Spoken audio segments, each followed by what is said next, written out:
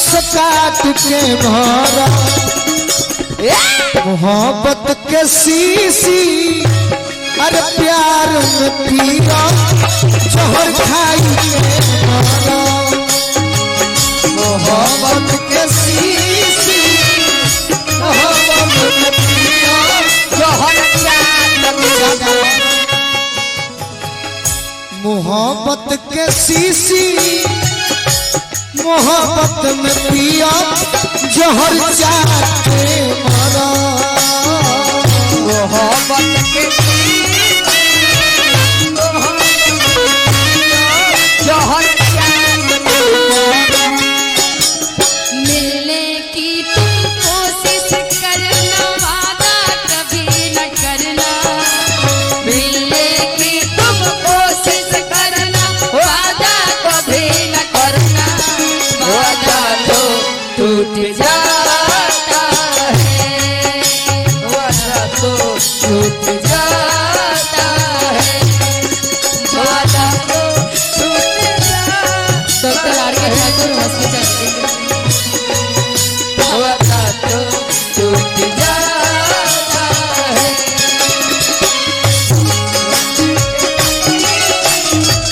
मोहब्बत में पिया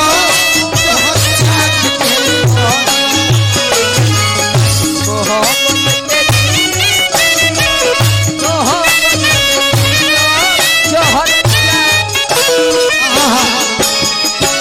एगो गाना रहे हमार बड़ी पुरान बाकी मंच पर केहू फरमाइश न करे नहीं सा बड़ी दुख होला मेजर बात नहीं बनी डोलल दिलवा ओए होए डोलल दिलवा डोलल दिलवा ओए होए डोलल दिलवा केकरा पो अरे ये गोपा पर छीतर लई पडोलल दिला ए गोपा पर छीतर लई पडोलल दिला ए गोपा पर छीतर लई पडोलल दिला ए गोपा पर छीतर लई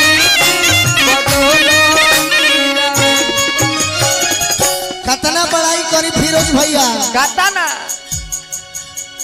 झील नियन झील मिली अखिया बा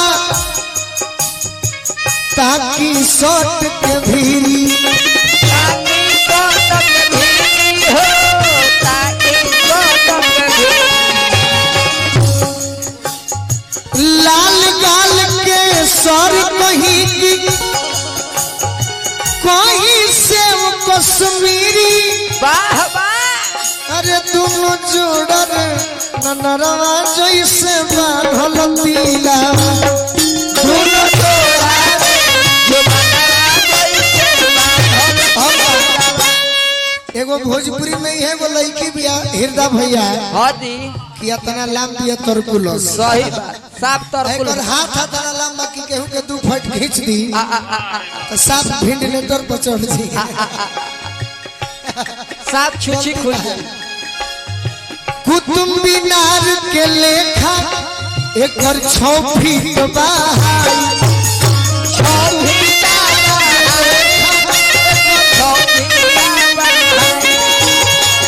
डर के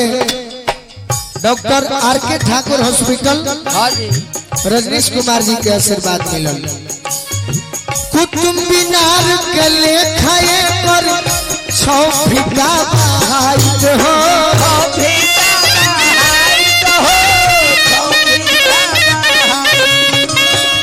ताजमहल के लेखा चेहरा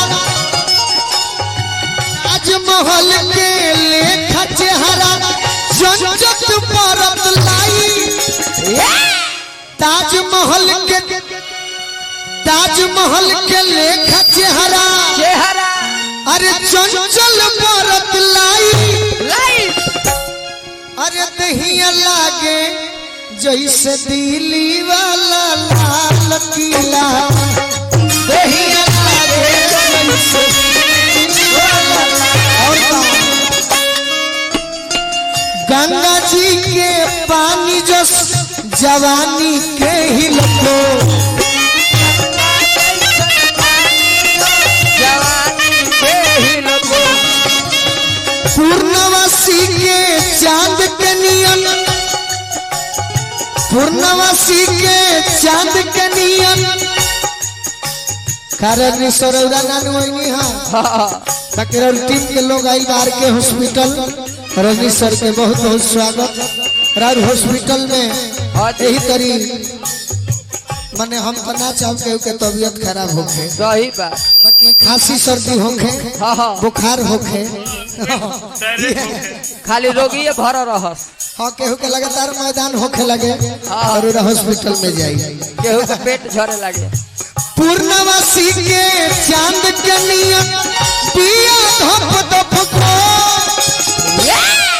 अब हम केकरा से कहीं केकरा से ए टिंकू बाबा ए बाबा ए टिंकू बाबा